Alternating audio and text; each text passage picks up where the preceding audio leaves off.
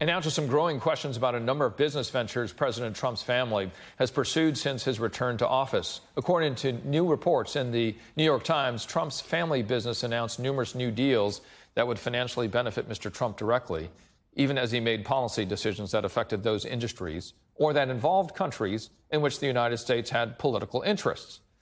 Joining us now is New York Times reporter Russ Buettner, who wrote this article. Russ, good day to you. What are some of the businesses that the Trump family has added to their portfolio since the inauguration? Well, the major one has been several ventures into cryptocurrencies. They've issued some tokens that really have no value other than as sort of collectibles, if you will. And they've issued several kinds of coins from which they've drawn about $500 million in fees, it looks like, that they're sharing among the family and some partners. And Eric Trump and Donald Jr. have started or joined forces with a mining business, which is an operation that creates Bitcoin for sale. So in just a year, up until a year ago, Donald Trump and Eric Trump had spoken rather harshly about cryptocurrencies. Now they're all in on it, while President Trump is loosening regulations on cryptocurrencies. So it's his children that are implementing these business decisions. Any, in your reporting, connection to the president himself as part of these decisions being made, these investments being made, these new creations of business entities? Certainly.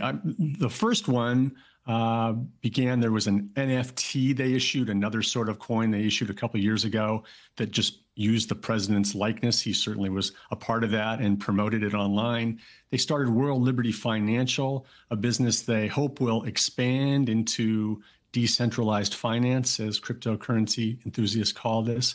President Trump very much promoted that, was involved in the launch of it. He doesn't run it, but that's very common for him to attach his name to businesses and not run them and then profit from them. And when he issued this meme coin the day before the inauguration, he very much promoted that. So he has been right in the center of all these things.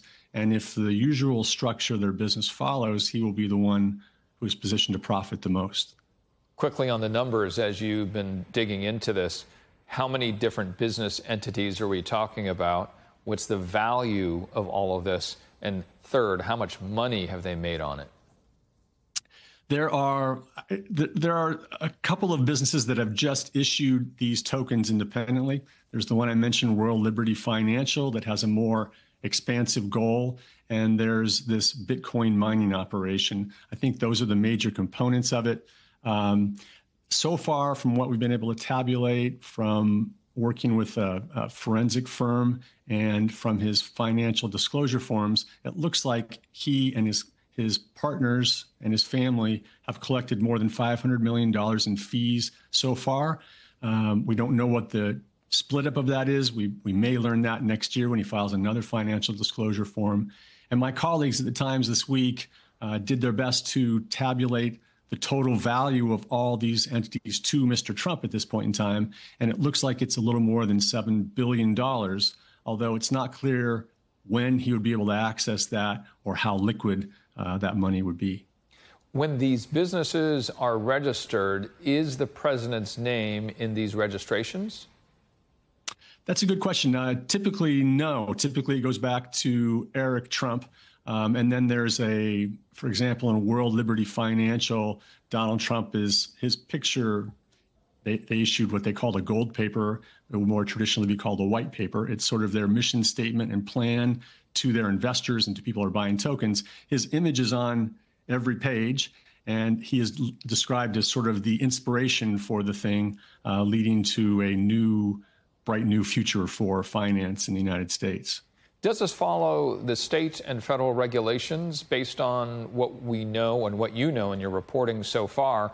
They could use his likeness, and the president could never challenge the usage of his likeness, for instance. He'd have to challenge them in court in order for that removal. So, in effect, by not officially approving, it's okay to do it, right? And there's some cases of that in many different business sectors. But I guess the question is, when we look at this, because his name is not on it, then is there any violation of regulation and law?